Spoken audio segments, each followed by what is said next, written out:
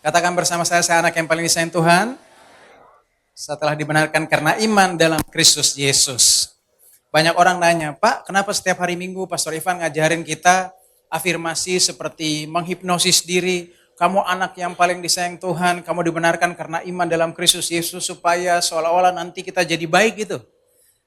Ini bukan afirmasi supaya saudara berkata yang baik, lalu yang baik akan datang. Ini bukan vibrasi alam semesta seperti yang orang percaya. Kamu membayangkan, mengatakan yang baik, dan alam semesta akan mengirim yang baik kepadamu. Bukan demikian. Hal ini kita katakan karena demikianlah identitas kita dalam Tuhan. Karena banyak orang yang tidak pernah sadar bahwa dia sudah dibenarkan di dalam Tuhan Yesus. Dan hari ini kita juga dalam 1,5 bulan terakhir kita sudah banyak belajar. Pastor Ivan sudah menempatkan hal yang baik bahwa ketika memasuki 8 tahun Bethesda Church, kita tahu bahwa kita sudah masuk di dalam era the new beginnings. Permulaan segala sesuatu, bukan satu hal, tapi segala sesuatu. Karena Tuhan bilang apa? Yang lama sudah berlalu, yang baru sudah datang. Saya tidak akan menambah mengurangi apa-apa, saya hanya coba membantu kita melihat dari sisi numerologi, bagaimana kita memandang angka 8, yaitu the new beginnings. Kita mulai dari gambar ini, kalau saudara lihat di bagian bawah, di situ adalah kebiasaan orang-orang Yahudi ketika anaknya berusia 8 hari, maka anak ini akan disunat. Jadi orang Yahudi membiarkan anak-anak bayi melewati setidaknya satu siklus rest, ya 1 minggu sebelum kemudian dia disunat. Dan keyakinan Kristen pada awal-awalnya bahwa setiap orang yang lahir baru dibaptis, mereka juga kemudian dibaptis di kolom angka 8. Yesus lahir 25 Desember atau 25 Kislev, 8 hari kemudian tahun baru. Dan kemudian itu disebut Anno Domini, tahun rahmat Tuhan, bukan tahun hukum Taurat. Jadi tahun rahmat Tuhan artinya semua kita dipimpin oleh rahmat Tuhan. Jadi kita berbeda sama sistem yang di dunia ini lakukan. Sampai sini bisa dipahami? Kemudian dari hasil gambar AI saya minta tolong untuk dibikin tangga nada. Kita tahu bahwa nada ada 7 plus 1 jadi 8. Do, re, mi, fa, sol, la, si, do. Jadi do yang pertama biasanya paling rendah. Itu kalau orang nyanyi do. Itu kayak lagu kesusahan, lagu elegi, lagu penderitaan, nyanyian air mata. Tapi Tuhan mau di new beginnings kita menyanyikan nada yang dimultiplikasi. Karena kalau do yang lebih tinggi itu adalah frekuensi yang didouble menjadi naik lagi. Artinya apa? Kita dapat double porsi. Dan hari ini lagumu bukan lagi lagu penderitaan, lagu air mata. Tapi engkau akan berdiri di lembah pujian dan memuliakan Tuhan dengan lagu yang baru. Berikan kemuliaan bagi Tuhan Yesus, jangan malu-malu dong. Kemudian di gambar yang di atas, bahwa hidup kita sekarang bukan lagi sementara menuju kepada hari akhir zaman untuk dihakimi. Karena semua agama begitu, kekristenan tidak begitu. Banyak orang Kristen menjadikan Kristen sebagai agama, lalu ikut pola dunia bahwa kita start dari bagaimana kita percaya, dan kita menuju akhir zaman, nanti kita dihakimi di akhir zaman. Benar nggak begitu? Bahwa nanti dosa perbuatan baik kita akan dihukum pada saat di akhir zaman. Ingat bahwa itu adalah kepercayaan dunia dan orang dunia begitu. Tapi kita tidak hidup di bawah aturan dunia. Kita hidup di dalam tahun rahmat Tuhan. Kalau Yesus sudah bangkit, artinya kita memulainya dari kebangkitan Kristus. Yesus menciptakan manusia di hari ke-6. Kemudian dia juga menyelamatkan manusia di hari ke-6. Hari ke-7 dia beristirahat. Dan hari ke-71, hari pertama minggu itu, 71 sama dengan berapa? 8. Bapak-bapak gereja mengatakan di 8th day, Yesus itu bangkit. Dan kebangkitan Yesus itu adalah permulaan yang baru, awal dan bukan nanti berakhir, tapi awal dan berlaku kekal selama-lamanya. Dan posisi saudara dan saya startnya dari kebangkitan Yesus yang tidak akan pernah ada akhirnya. Jadi kita bukan agama pada umumnya yang nanti suatu saat menuju kepada kematian. Tapi karena kematian sudah terjadi di belakang, hidup yang kita hidupi sekarang, hidup di dalam kemuliaan Tuhan. Daging kita emang benar masih berjalan di tahun 2026 seperti yang dunia ini alami. Tujuan Tuhan adalah kita menjadi saksi kepada dunia ini bahwa Kristus sudah bangkit. Kalau tidak perlu begitu, kita semua pasti sudah diangkat. Tetapi sesungguhnya kita yang rohani, statusnya, keberadaannya sudah hidup di luar dari entitas waktu yang ada di dunia ini. Jadi kita nggak perlu takut tentang masa depan, karena masa depan tidak akan hilang, karena Kristus sudah bangkit, harapanmu tidak akan hilang. Jadi kalau kita ngerasa bahwa suatu saat kita menuju ke kehancuran, itu sebenarnya bukan keyakinan Kristen. Kita punya hubungan pribadi dengan Tuhan. Kalau agama itu terbentuk, maka agama harusnya membentuk relasi antara manusia satu dengan manusia lainnya. Karena relasi dengan Tuhan sudah dipulihkan, makanya agama hanya baik untuk supaya apa? Jangan membunuh, jangan mencuri, jangan berzina, segala macam itu kan hanya mengatur supaya kehidupan kita bersosial jadi baik kan. Tapi hubungan sama Tuhan apa? Nggak ada yang bisa memulihkan hubungan dia dengan Tuhan dengan perbuatan baiknya. Hanya Yesus yang bisa memulihkan itu. Jadi kalau kita cuma hanya sekedar beragama, maka kita akan sampai di tujuan sama kayak agama pada umumnya. Menuju kepada akhir dan nanti penghakiman. Begitu penghakiman nggak tahu nih, mudah-mudahan kita berbuat baiknya cukup. 50,0 sekian persen, puji Tuhan, lolos juga. Kayak orang lihat zaman dulu Eptanas, lihat hasil nilai. Bukan lulus sebenarnya, lolos. Di sini kita hidup dari kebangkitan Kristus. Jadi kita memulai dari sesuatu yang baru yang tidak akan ada akhirnya lagi. Kita hanya numpang di sini tubuh ini supaya menginjil, supaya orang lain percaya apa yang kita percaya, yang Yesus sudah kerjakan buat kita. Makanya setiap kalau ada orang mati, saya senang banget bertanya ini. Kita semua orang Indonesia benar? Ini orang bule semua ya? Atau bule potan? Semua orang Indonesia benar? Apakah saudara berjuang menjadi warga Indonesia? Yakin. Karena hak lahir, saudara menjadi orang Indonesia. Tinggal di Indonesia sampai 2026 ini kan? Tapi karena saudara juga lahir dari Kristus, maka otomatis juga saudara warga sorga tanpa perjuangan. Ini hak lahir. Apakah saudara dituntut oleh Dinas Kependudukan, ya, Disduk Capil, kamu harus berjuang untuk jadi warga Indonesia. Bagaimana cara berjuang? Belanda udah nggak ada. Berjuang melawan apa? Mengisi kemerdekaan. Kemerdekaan macam apa yang kita harus isi? Kan nggak ada. Begitu lahir di Indonesia, otomatis jadi warga Indonesia. Pertanyaannya begini, kita yang Indonesia ini, yang lahir dari benih mama papa, yang datang dari Adam, yang dari debu, kalau mati, debu kembali menjadi debu. Benar nggak? Tapi kalau kamu nggak pernah lahir baru, bagian mana kamu yang kembali kepada Allah yang mengaruniakannya? Makanya ketika Yesus berkata kepada Nikodemus, kamu harus dilahirkan kembali, supaya apa? Yang lama mungkin nanti akan berlalu suatu waktu. Tetapi yang baru yang datang, tidak pernah ada akhir, berlaku kekal selama-lamanya. Dan destinasinya nggak akan kemana-mana, kecuali kembali ke rumah Bapa di sorga. Sesungguhnya kita ini lagi hidup paralel, saudara. Karena fisik kita memang ada di 2026. Tetapi roh yang lahir baru, sesungguhnya dia sudah hidup dalam kekekalan.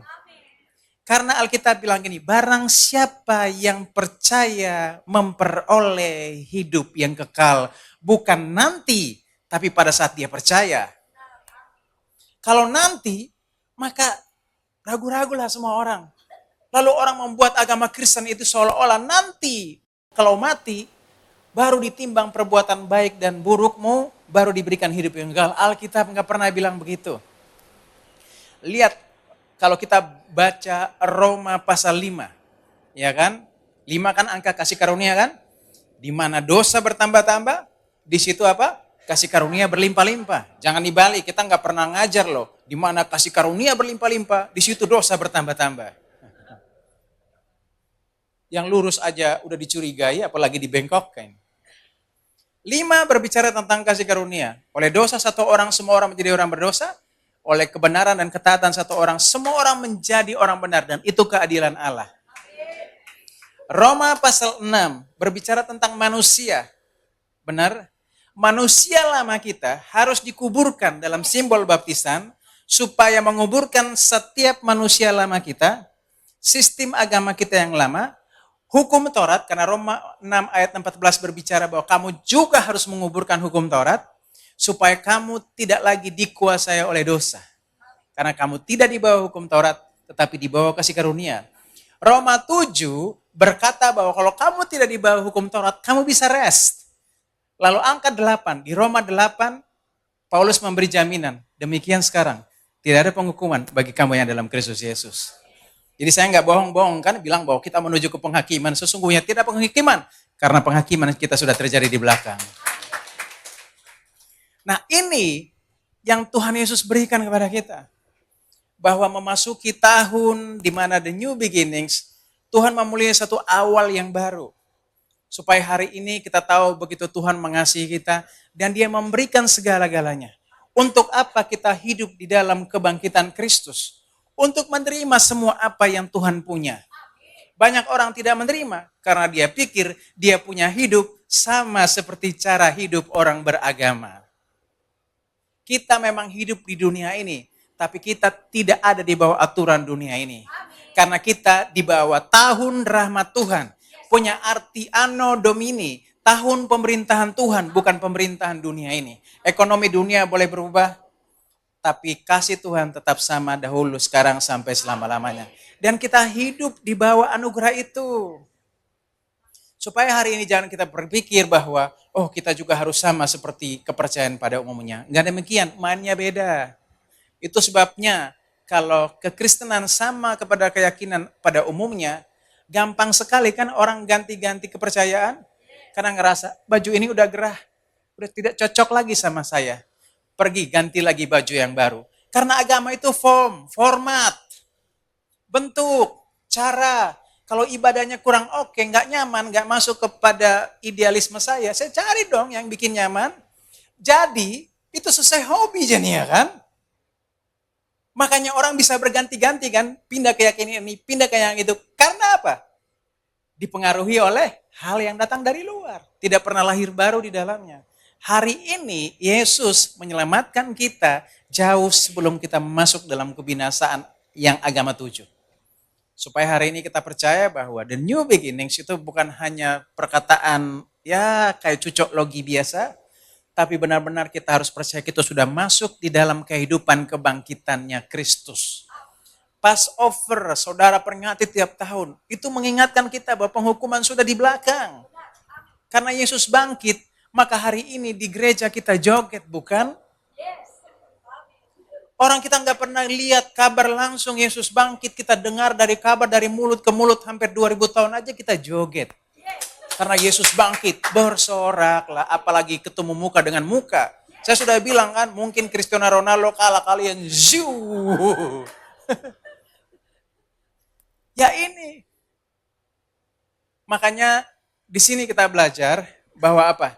Ketika Tuhan sudah memberikan kita satu masa yang baru, yang tidak sama, jangan lagi ingin kembali ke masa lalu.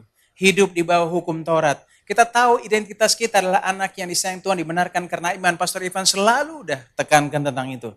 Supaya kita belajar bahwa hidup ini bukan lagi memulai untuk mati, tapi memulai dari kebangkitan yang tidak akan pernah mati.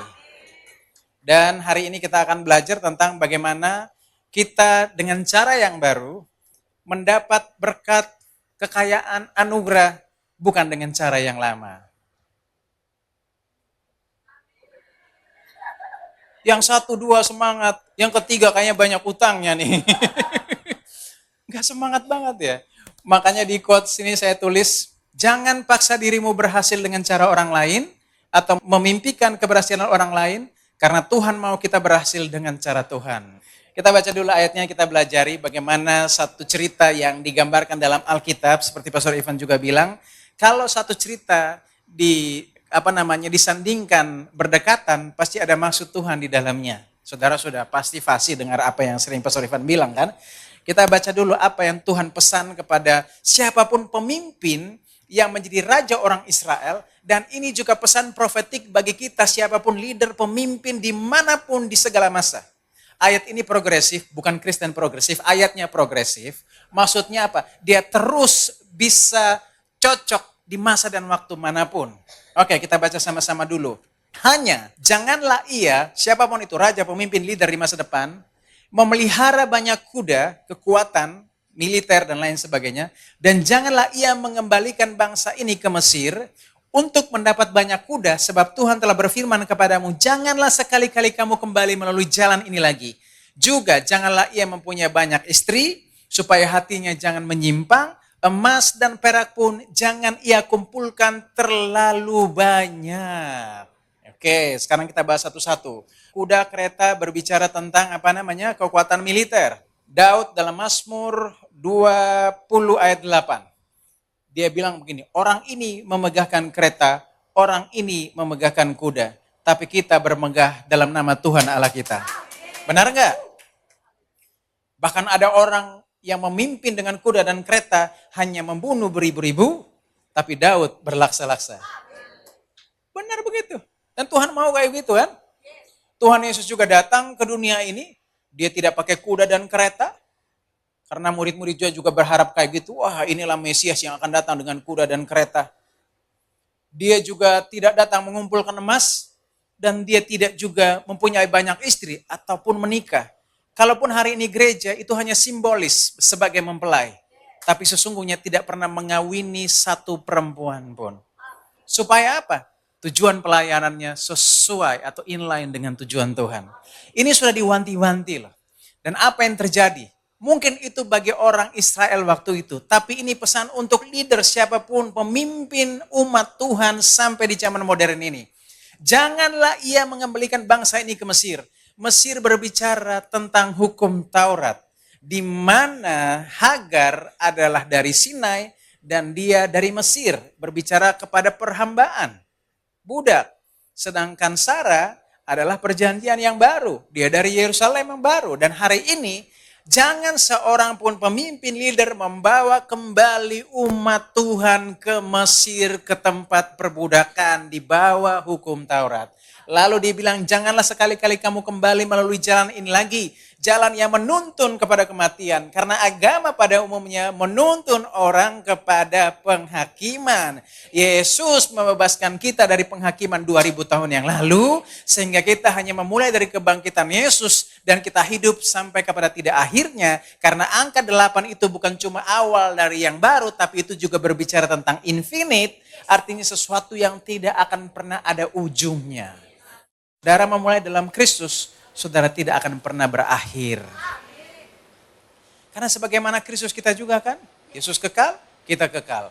Dan karena Yesus itu adalah pribadi yang kekal dan berjanji, dia tidak bisa mati, maka perjanjiannya pun tidak bisa mati.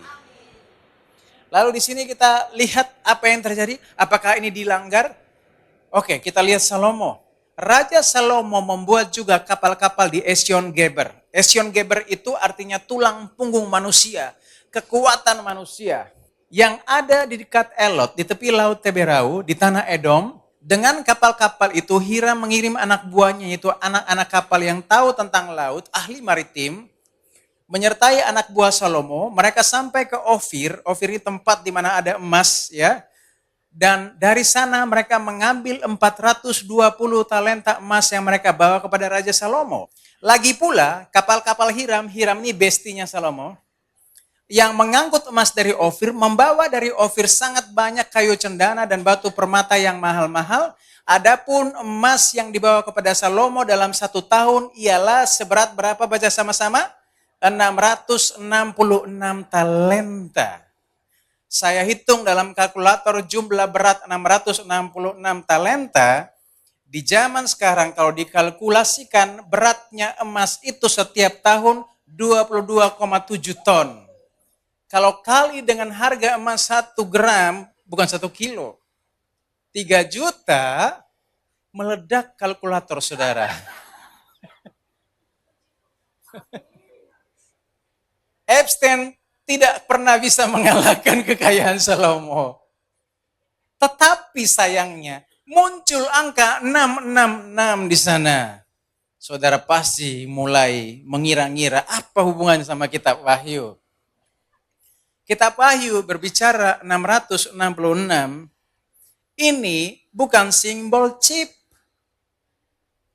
Saudara punya HP yang paling baru sekarang pun kalau jatuh rusak, bukan? Kalau sekedar chip taruh di tangan, di dahi, zaman dulu itu kan pada isu tato-tato tertentu, itu dihubungkan dengan pemberontakan PKI. Ya ada isu seperti itu, orang-orang tua zaman waktu kita masih kecil, jadi kemudian semua orang yang bertato, walaupun tatonya apa aja karena saking takut disetrika. Biar nggak kelihatan bahwa itu tato, seolah-olah dia berafiliasi dengan kelompok yang dianggap tidak setia terhadap negara. Nah, kalau sekedar chip yang taruh di jidatmu atau di tanganmu, kenapa nggak pakai ide dulu, cuma disetrika aja, kalau dicongkel aja, dikucak-kucak begini, HP aja jatuh rusak. Karena ini bukan berbicara tentang chip. Karena Yohanes tidak lagi berbicara kepada umat atau pembaca di zaman itu, bagaimana keadaan teknologi 5G di zaman modern, pembacanya bingung. Masa tiba-tiba Yohanes lagi berbicara bahwa suatu saat ada Avenger, ada binatang yang keluar dari laut dan ada dalam film seri-seri Marvels. Pembaca zaman itu bingung. Gak akan kena pesannya. Semuanya hanya simbol. Jadi 666 berbicara tentang kekuatan ekonomi. Bukannya ayatnya bilang begitu? Mereka tidak bisa menjual dan membeli kalau tidak punya tanda dari siapa manusia itu. Tanda bilangan itu adalah bilangan manusia. Dan yang paling dekat waktu itu, mereka hidup di zaman Nero, makanya Nero dianggap antikris atau 66 karena itu bilangan manusia waktu itu. Tapi jauh sebelum itu artinya apa? Kalau Salomo hari itu dia mengumpulkan 666 talenta emas, artinya dia sudah sangat makmur. Dan kalau dia punya kuda dan kereta, jumlah keretanya 1.400 dan dia punya kuda, pasukan berkuda 12.000 pasukan berkuda, dan kemudian dia punya istri 1.000, maka kita lihat dari segi ekonomi dia sudah sangat makmur. Dari segi peralatan militer dia pasti aman. Dan dari sisi kenyamanan, siapa yang bisa membuat dia nyaman dengan 1.000 wanita? Ada 1.000 penghibur yang menghibur dia. Bahkan orang istri pertamanya, kalau digilir satu orang satu hari, 3 tahun kemudian baru ketemu lagi. Karena 1.000 kan? Kan kita 1 tahun cuma 365 hari. Lalu Salomo bilang, siapa lagi namanya? Lupa. Saking lamanya gitu. Kita hanya berandai-andai aja. Jangan terlalu serius karena ini sudah sore ya.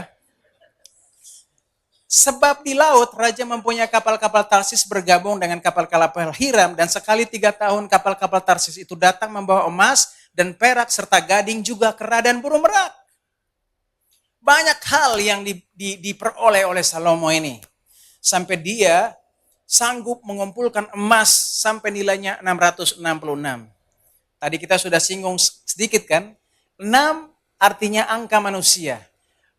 66 artinya manusia yang mau melipat gandakan kekuatannya. Gak mau masuk dalam kesempurnaan 7. Angka 7, rest. Tapi dia berhenti, dia menolak tentang rest dalam 7. Apalagi angka 8. Dia tidak mau mematikan manusia lama dia. Mati di dalam baptisan, mati bersama Kristus. Dia mau memultiplikasi dirinya. Sehingga dia menjadi kuat, jadi double six, lalu jadi triple six. Kagum banget saudara hari ini. Itulah kekuatan manusia. Kalau dia sudah punya uang, gak mungkin dia datang ke gereja. Dia bayar pendeta suruh layani dia di rumah, bukan? Bukan saudara, tempat lain. Lalu kita lihat di sini, bahwa meskipun Salomo bisa mengumpulkan dengan nilai kayak begitu, dan dia tidak mau rest, saya mau pengen bilang, jangan pernah kita ikut cara Salomo. Karena kita bukan lagi hidup dengan gaya Salomo. Karena kita sudah percaya kasih karunia dan kita sudah dibaptis, mati bersama-sama dengan Kristus dan dibangkitkan bersama-sama dengan Kristus, maka kita harus lihat nilai yang lebih tinggi. Dalam tradisi Isop Sepi atau gramatia seperti Ibrani, ada gramatia Yunani, nilai nama Yesus lebih tinggi daripada kekuatan bilangan manusia. Kalau kita hitung dalam nilai gramatia Yunani, nama Yesus dalam bahasa Yunani atau Yesus dalam bahasa Inggris yang kita kenal, yang ditransliterasi dalam berbagai bahasa, totalnya adalah 888, 888, bukan 666. Disitulah kehidupan kebangkitan Kristus. Dan nilai gramatia Yunani dalam kata Yesus ini setara dengan Mazmur 113 ayat 7. Nilainya sama, 888 dalam gramatia Ibrani. Ia membangkitkan orang yang hina dari kubur. Dulu kita semua terhina. Kita mati bersama Kristus, tapi kita hidup dari kuasa kebangkitannya. Mulai besok tiba-tiba semua jemaat Bethesda plat nomornya 888. Apa yang terjadi yang dimiliki oleh Salomo di ayat berikut kita lihat di sini? Ia mempunyai apa? 700 istri dari kaum bangsawan dan 300 gundik. Istri-istrinya itu menarik hatinya daripada Tuhan. Sebab pada waktu Salomo sudah tua, istri-istrinya itu mencondongkan hatinya kepada Allah-Allah lain sehingga ia tidak dengan sepenuh hati berpaut kepada Tuhan Allahnya seperti Daud ayahnya. Makanya Tuhan bilang kan, biarlah kita bermegah dengan nama Tuhan kita. Kalau orang mengandalkan kuda dan kereta emas, merasa nyaman, aman, sejahtera, maka dia tidak butuh lagi Tuhan. Dia mungkin tidak akan pernah datang lagi ke gereja. Hidup di dunia kita mungkin tidak sesempurna itu. Supaya apa? Karena kesempurnaan hanya datang dalam Tuhan. Kita selalu datang dan berharap kepada Tuhan. Salomo berhasil. Dan banyak hari ini kita juga melihat keberhasilan orang. Kita ngiler bukan? Siapa yang ngiler lihat 666 talenta 22,7 ton coba. Makanya kalau emas lagi naik tinggi-tingginya, semua menuju investasi emas. Tiba-tiba semua ikut bisnis kripto, bisnis Bitcoin. Ya kan? Anak-anak muda pengen semua jadi YouTuber, pengen jadi TikTokers, pengen jadi afiliator. Susah payah posting, views-nya cuma 1, itu pun cuma istrinya yang nonton. Stres kemudian, kenapa tidak sama? Sistemnya sudah benar, caranya sudah benar, marketingnya sudah benar, kenapa tidak sama? Ingat di awal tadi, Tuhan mau kita berhasil dengan cara Tuhan, bukan copy paste orang lain.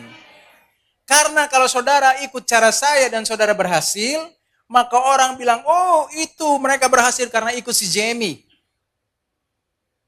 Nama saya yang dipermuliakan. Tapi kalau saudara orang biasa-biasa saja, nggak punya kemampuan, nggak punya resources, saudara berhasil, orang curiga cuma 2. Kalau enggak karena pesugihan, pasti dia diberkati Tuhan. Nggak mungkin karena pesugihan. Mereka nggak pernah pergi ke Gunung Kawi. Mereka tiap minggu ke Bethesda. Sudah pasti mereka hanya diberkati oleh karena kasih karunia Tuhan. Jangan tepuk tangan dulu, cerita belum selesai. Lalu cicitnya Salomo belajar. Karena dia pikir, mau yang gua kaya nih, gara-gara ambil emas di Ofir, kayaknya ide bagus juga untuk ngikutin dia supaya jadi kaya. Lalu kemudian Yosafat melakukan apa yang seperti Salomo ingin buat. Salomo punya istri 1000, anaknya cuma 1. Tapi nggak mikirin bagaimana menurunkan legasi iman kepada anak satu-satunya, tapi sibuk ngurus istri, kuda, kereta, dan kekayaannya. Sampai lupa menginvestasikan iman kepada anaknya, sampai akhirnya sepeninggalan Salomo, anaknya menjadi anak yang tidak disukai Tuhan. Mau begitu saudara? Ingat baik-baik. Saudara mungkin diberkati Tuhan dan menjadi orang yang sangat kaya, puji Tuhan. Tapi kalau bisa, jangan menginvestasikan, mewariskan uang harta dulu kepada anak-anakmu sebelum mewariskan iman. Karena kalau harta tanpa iman, hari ini saudara mati, malam ini dia stres, dia berjudi uangnya, dia bisa hilang semuanya. Tapi kalau saudara tidak meninggalkan 1 rupiah pun, tapi karena iman dia akan percaya bahwa masalahnya seperti gunung pun akan pindah. Dan dia percaya kalau terang Tuhan terbit atasnya, kekayaan bangsa-bangsa yang akan datang kepadanya. Supaya saudara mengerti, lihat di sini. Yosafat membuat kapal-kapal Tarsis untuk pergi ke Ofir mengambil emas. Tetapi apa? Kapal-kapal itu tidak jadi pergi ke sana sebab kapal-kapal itu apa? Pecah di Esion Geber. Karena dia mau mengandalkan tulang punggungnya. Kapal itu pecah di dalam usaha manusia. Karena dia pikir apa kan? Moyangnya berhasil. 666 talenta setiap tahun. Siapa nggak ngiler? Kita coba lagi cara yang sama. Ya kan? Jadi YouTuber kaya, TikTokers kaya, orang bisnis ini, bisnis itu berhasil. Kayaknya kita juga boleh ikut idenya itu. Kita tidak anti untuk berbisnis, berusaha ketika peluang bisnis dan proyeksi bisnisnya masuk akal. Tapi jangan memulai dari situ. Duduk dengar firman Tuhan. Karena inilah yang kemudian diinvestasikan oleh Yosafat setelah pengalaman buruknya kapalnya hancur di Esion Geber. Di ayat berikutnya kita lihat dia putar haluan dan dia melakukan ini. Pada tahun ketiga pemerintahannya, ia mengutus beberapa pembesarnya yakni Ben-Hail, Obadya, Sakaria, Natanael, dan Mika untuk mengajar di kota-kota Yehuda. Yosafat makin lama makin kuat menjadi luar biasa. Di Yehuda ia membangun benteng-benteng dan kota-kota perbekalan. Dia tidak lagi mencari emas. Dia hanya sibuk membangun orang, membangun generasi. Karena dia percaya kalau generasi satu saja beriman, maka satu bangsa diberkati. Apalagi satu bangsa beriman, pasti mereka akan mendapatkan multiplikasi yang luar biasa. Makanya di gereja ini, dari sejak awal, namanya kita kan adalah Exodus. Jadi kita juga selalu pengen bilang, Pastor Ivan, kenapa kita tidak bangun gereja di mana-mana? Kan kita juga mau pengen supaya kita keren-kerenan kan?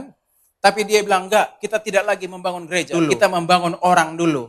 Kalau orangnya udah kuat, besarnya, pada waktu Tuhan akan besar. Jangan amin-amin dulu. Karena saudara bertumbuh kan dalam care group. Jadi ketika sudah bertumbuh, sudah kuat, mau melebar ke kiri, ke kanan, tinggal tunggu waktu Tuhan. Buktinya di tahun ke-8, saudara sudah nggak mau lagi di sini kan? Susah parkir, apalagi kalau hujan. Ya mudah-mudahan di tempat yang baru, mobil saudara bisa parkir di dalam gereja. Di ruang ibadah bahkan. Bakal ribut tukang parkir sama aser-aser atau gas service di sini. Lihat di sini, dia menginvestasikan. Jadi gereja ini, Pastor Ivan bukan hanya menginvestasikan di ibadah umum, tapi di Charis Kids, di Grace Army, bahkan Pastor Ivan juga pernah spill kepada saudara kan, biayanya dan total pengeluarannya sama. Karena demikianlah Yosafat ingin membangun satu sistem yang berorientasi pada iman, bukan lagi kembali kepada kekuatan manusia atau kepada hukum Taurat, tapi duduk diam di bawah firman kasih karunia. Itulah kekuatan. Dengar Alkitab bilang begini kan, kasih karunia dan damai sejahtera melimpahi kamu karena perbuatan baik. Karena apa? Pengenalan akan Yesus Kristus Tuhan kita. Mengenal apa? Pekerjaan yang sudah selesai. Kelimpahan kasih karunia, anugerah kebenaran, dan segala sesuatu damai sejahtera itu berbicara tentang keutuhan dan semuanya di dalamnya. Ada kesehatan, prosperity, segala keamanan, kesejahteraan, semuanya. Bukan cuma satu hal. Dan kalau orang sudah bertekun dalam iman, pasti setan mulai curiga sama ini orang. Makanya banyak orang Kristen bilang gini, semakin saya beribadah kok saya makin banyak dapat gangguan ya. Saya kok makin banyak dapat cobaan ya. Jangan bersungut-sungut dulu. Saya di sini melayani berbagai macam karakter jemaat. Dan akhirnya saya ada dalam keputusan, kalau sampai hidupmu sulit, kamu harus ingat bahwa itu adalah tanda-tanda kamu mau diberkati. Sehingga setan tidak senang, dia mencoba untuk mendistraksi kamu supaya kamu tidak bisa melihat jalan Tuhan yang lagi sedang dibukakan untukmu. Karena kan gak mungkin setan mau mencobai orang yang sepertinya, ya udahlah dikit lagi dia udah masuk neraka, ngapain lagi dicobai. Kecuali memang gak ada orang baik lagi sehingga akhirnya dimain-mainin. Sampai suatu saat saya ditelepon oleh satu jemaat, bukan jemaat gereja kita. Karena kalau jemaat tertentu di gereja kita kalau kesusahan biasanya bersharing sama care group. Malu tanya sama pendeta. Katanya memang kamu gak bisa doa sendiri. Enggak kayak gitu juga, boleh. Jadi mungkin ada jemaat lain, mungkin malu curhat sama pendetanya sendiri.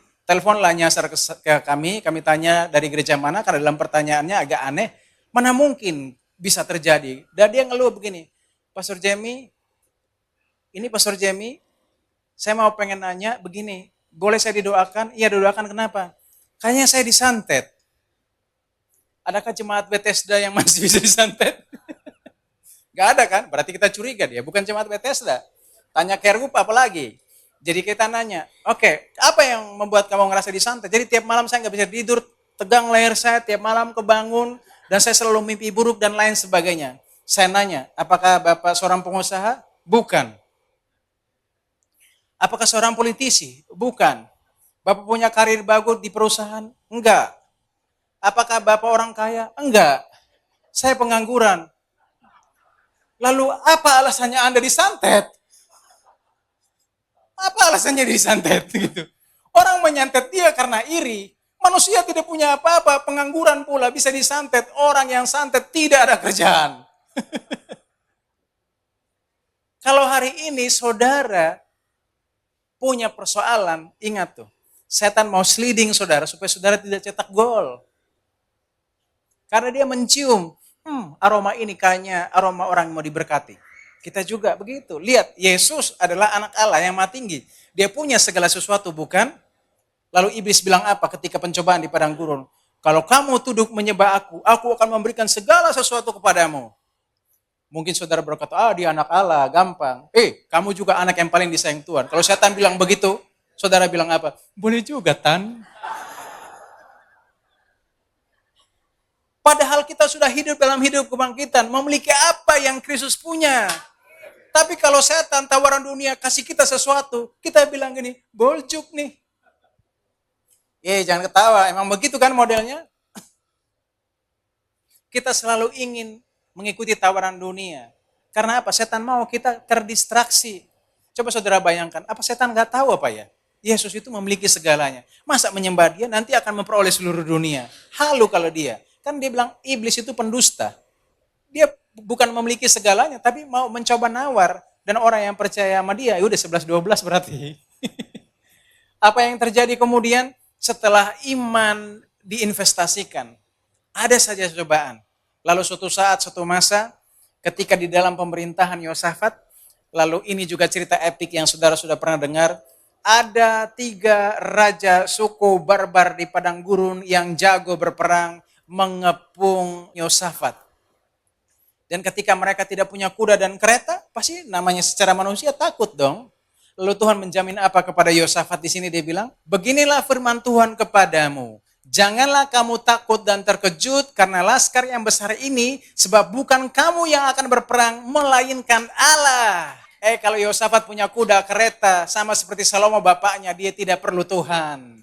Kita juga kan, kalau punya penjaga, punya pengawal, punya gangster, punya pistol, ada musuh, kita tidak bergantung pada Tuhan. Kalau bisa kita tembak duluan. Karena kalau kita bilang gini, kita menuntut atau menunggu hari penghakiman, saya percaya. Tapi kapan Tuhan mau mulai? Mendingan saya mulai. Gitu. Biasanya begitu kan kita manusia. Lalu apa yang terjadi? Tuhan bilang apa? Karena mereka sudah menginvestasikan iman, maka apapun yang terjadi, mereka hanya mengucap syukur. Menaikkan apa? Pujian dan penyembahan. Begitu peperangan akan terjadi, biasanya orang mengirim pasukan paling depan adalah pasukan penghancur, ya, yang cepat merusaknya supaya lawan jadi gemetar. Diutus orang untuk konser di depan. Saya yakin ini hanya ide pikiran aja, nggak ditulis dalam Alkitab. Kan kalau dicerita di bawah kan mereka akhirnya bunuh-membunuh kan. Kemungkinan besar 3 suku bilang begini, di antara satu mereka saling mencurigai, lu bokis ya sama gue kali ya. Mereka kayaknya gak mau berperang, lu sengaja nih supaya memprovokasi gue, mancing sama dia, terus tiba-tiba gue perang sama dia, pada saat gue udah lelah-lelah, terus lu bunuh gue, terus gue mati, terus lu menang, lu dapat semua harta. Gak kayak gitu bro, lu jangan banyak bacot, cek gitu loh. Langsung tiba-tiba semua terprovokasi, satu bunuh-bunuhan. Dan akhirnya ceritanya begini. Ketika mereka mulai bersorak-sorai dan menyanyikan nyanyian pujian, dibuatnya Tuhanlah penghadangan terhadap Bani Amon dan Moab dan orang-orang dari pegunungan Seir yang hendak menyerang Yehuda, sehingga mereka terpukul kalah. Lalu Bani Amon dan Moab berdiri menentang penduduk pegunungan Seir, hendak menumpas dan memunahkan mereka. Segera sesudah mereka membinasakan penduduk Seir, mereka saling apa? Bunuh-membunuh. Di sini lagi nyanyi sorak-sorai, di bawah sana bunuh-membunuh. Hari ini, kalau saudara mengalami musibah apapun, sakit, penderitaan, hutang, nyanyi aja terus. Karena kita punya Tuhan yang Alfa dan Omega. Dia yang berjanji, dia yang akan mengenapi janjinya. Saya selalu percaya ini. Jangan cukup percaya kepada Allah yang cuma Alfa. Yang berjanji dan akhirnya mengakhiri tanpa mengenapi janjinya. Kita punya Alfa dan Omega. Percaya kepada dia yang berjanji. Terus percaya sampai dia mengenapi janjinya. Kalau belum genap, setia menanti janjinya dengan ucapan syukur. Karena apa yang terjadi di sini di slide kemudian kita lihat bahwa ketika orang Yehuda tiba di tempat peninjauan di padang gurun, mereka menengok ke tempat laskar itu, tampaklah semua telah menjadi bangkai berhantaran di tanah, tidak ada yang terluput. Mereka ini istilahnya jawara di padang gurun. Jadi kalau orang zaman dulu hilafah, bawa harta benda jalan di padang gurun. Kalau mereka ngerampok, harta bendanya habis di jarah mereka. Mau perang atau apa, habis di jarah mereka. Jadi mereka ini punya harta kekayaan yang sangat banyak. Lalu apa yang terjadi? Di ayat 25. Lalu Yosafat dan orang-orangnya turun untuk menjara barang-barang mereka. Mereka menemukan banyak ternak, harta milik, pakaian dan barang-barang berharga. Yang mereka rampas itu lebih banyak daripada yang dapat dibawa. 3 hari lamanya mereka menjara barang-barang itu karena begitu banyaknya. Pada hari keempat mereka berkumpul di lembah pujian, di sanalah mereka memuji Tuhan dan itulah sebabnya orang menamakan tempat itu lembah pujian atau lembah baraka hingga sekarang. Kalau saudara lihat gambar-gambar itu, seandainya itu saudara, kira-kira perlu berapa hari untuk membongkar itu semua?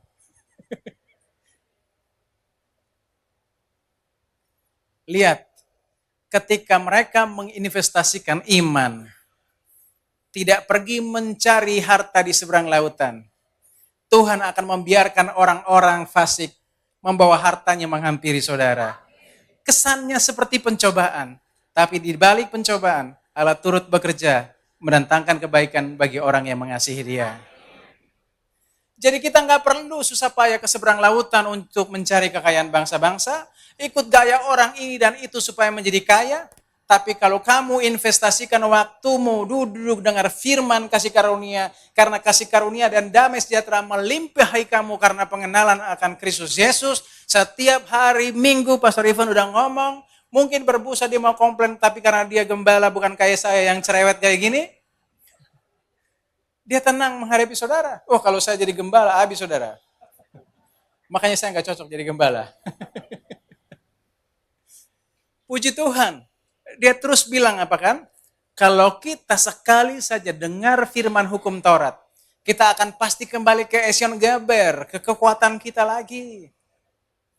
Tuhan udah membuat orang ini ketika Yesus mati di atas kayu salib, kita masuk dalam kehidupan dunia ini selama 3 hari. Kalau 1 hari 1000 tahun, 3000 tahun dari semenjak Yesus mati sampai sekarang, saudara akan menjara sesuatu pun. Bahkan itu lebih dari perkiraan. 2000 tahun mungkin akan kembali atau apapun, masuk ke hari yang ketiga kan? Saudara nggak akan miskin. Saudara akan tetap terus menjara. Alkitab bilang apa di dalam Yesaya 60 ayat 5 kan? Kalau terang Tuhan terbit atasmu, kekayaan bangsa-bangsa yang datang kepadamu. Datang sendiri. Gak perlu bikin kapal, gak perlu kasih ahli-ahli maritim yang hebat, hanya ajar orang mengucap syukur, nyanyi-nyanyi, tiba-tiba seolah datang pencobaan, tapi di balik pencobaan itu ada berkat tersembunyi yang luar biasa banyaknya. Jangan malu-malu, kasih tepuk tangan buat Tuhan dong. Bisa nggak tepuk tangan 3 hari 3 malam? Pulang dari gereja tangannya bengkak semua.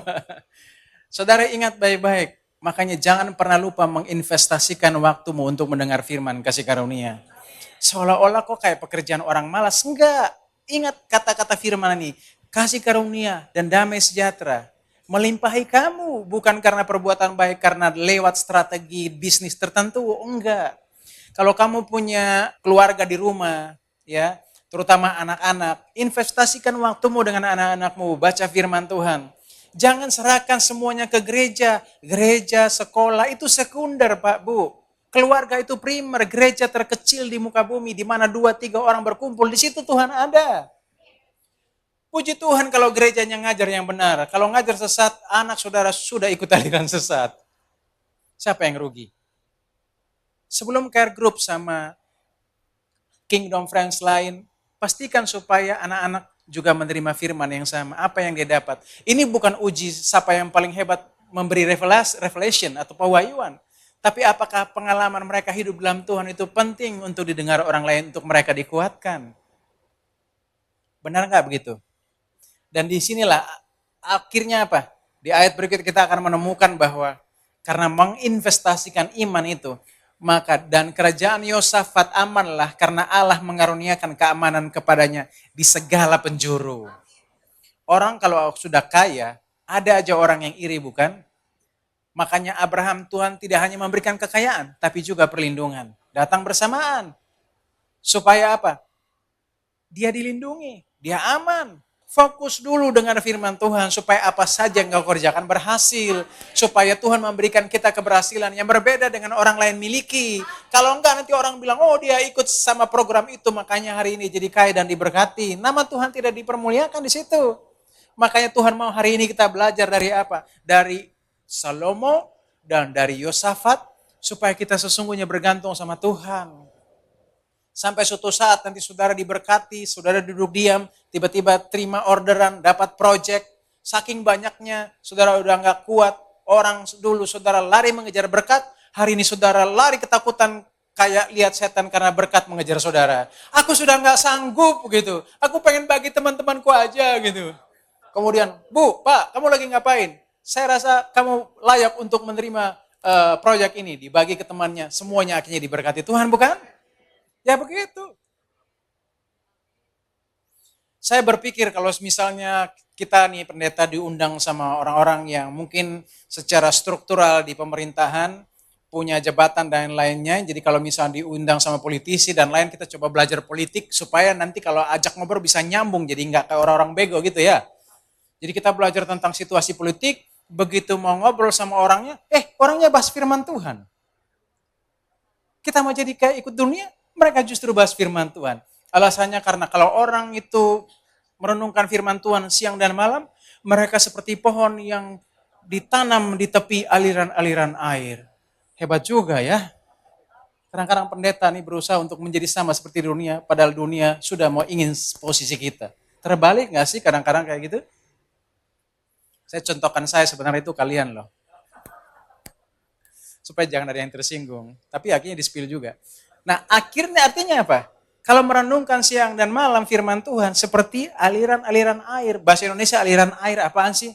Dalam bahasa aslinya, bahasa Inggrisnya dibilang many rivers. Kalau ada satu sungai di blok, masih ada banyak sungai lain mengelilingimu.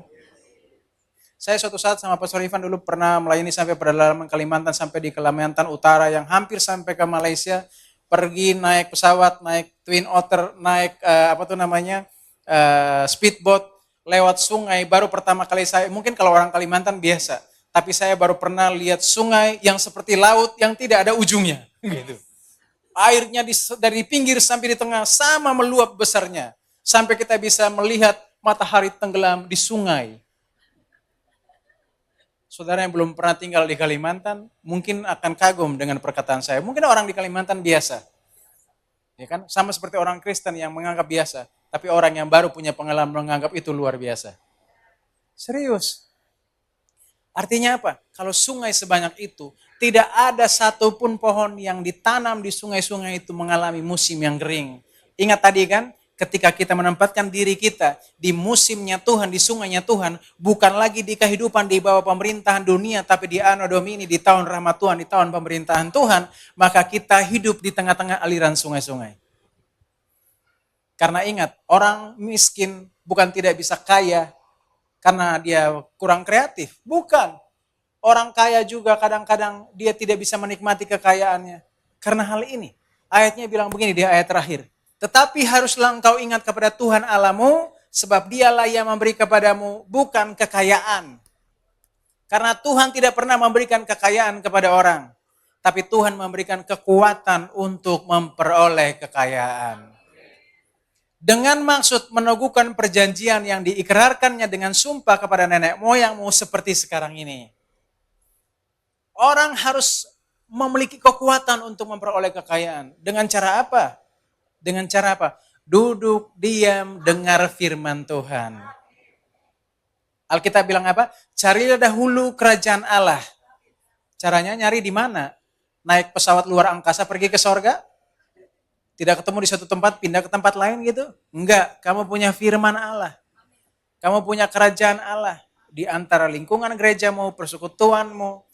Carilah kerajaan Allah. Dan kebenarannya apa? Lihat identitasmu yang benar dalam Tuhan. Maka semua yang dicari bangsa-bangsa itu ditambahkan kepadamu. Additional. Tambahan, bukan yang utama. Emas, perak, kuda, kekayaan itu hanya tools, bukan tujuan. Kalau kamu jadi tujuan, kamu sesat seperti Salomo. Tapi di sini Tuhan memberikan kita kekuatan untuk memperoleh kekayaan. Karena banyak orang kaya makan bubur, sedangkan mbaknya, emasnya yang dijaganya, makannya tiap hari steak, sapi suci. Kok ngelek?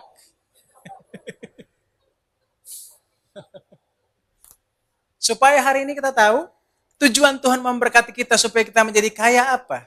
Karena dia adalah Allah yang Alfa dan Allah yang Omega. Dengan maksud meneguhkan perjanjian yang diikrarkannya dengan sumpah kepada nenek moyangmu seperti sekarang ini, bahwa semua keturunanmu akan diberkati. Kita yang ada dalam Kristus, kita juga disebut keturunan Abraham, dan kita berhak mendapat janji. Itu sebabnya kita diberkati supaya janji Tuhan kepada Abraham diteguhkan kepada kita, supaya oleh Abraham, oleh kita semua bangsa di dunia memperoleh berkat.